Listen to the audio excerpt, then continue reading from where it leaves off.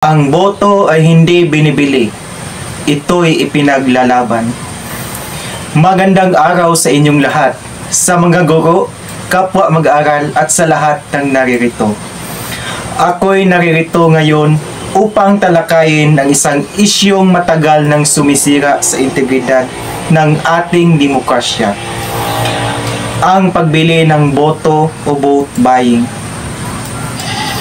Ayon sa Artikulo 2, Seksyon 1 ng Saligang Batas ng 1987, ang Pilipinas ay isang demokratikong at republikang estado.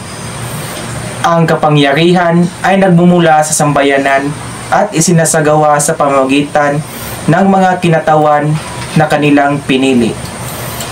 Kung gayon, malinaw pa sa sikat ng araw na ang bawat boto ay isang sagradong tungkulin at karapatan ng bawat mamamayan. Ngunit sa ano na lamang kung ang boto ay nabibili sa halaga ng 500, 1,000 o kung minsan ay pakete ng grocery. Anong uri ng pamahalaan ang ating makakamit mula sa pamimilit, panlilinlang at panunuhol? Ayon sa Omnibus Election Code ng Pilipinas, Article 22, Section 261, ang sinumang kandidato o sinumang tao na direkta o hindi direktang nagbibigay, nag-aalok at nangakong magbibigay ng pera o anumang bagay upang impluwensyahan ang boto ng isang tao ay lumalabag sa batas at dapat managot. Subalit sa kabila ng mga batas na ito, patuloy pa rin ang sistemang ito sa iba't ibang dako ng bansa. Bakit? Dahil sa kahirapan, dahil sa kawalan ng edukasyon, at dahil sa kulturang kinukonsinti ang maling gawain basta't may kapalit. Mga kababayan, ang pagbili ng boto ay hindi lamang simpleng krimen. Isa itong paglapastangan sa karapatang pantao, sa dangal ng bawat botante, at sa kinabukasan ng ating bayan. Isang boto ang maaaring magpanalo ng isang leader at isang maling leader ang maaaring magpabagsak ng isang buong henerasyon.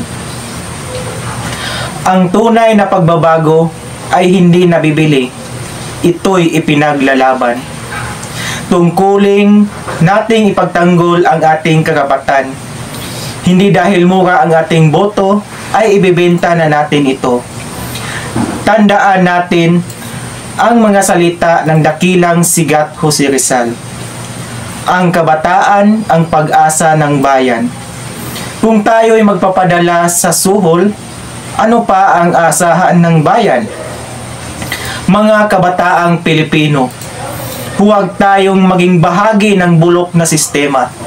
Magsimula tayo sa tamang pagpapasya. Ipaglaban natin ang isang malinis, tapat, at makataong halalan.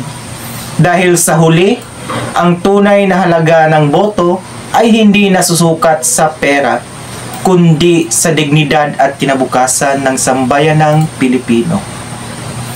Maraming salamat po.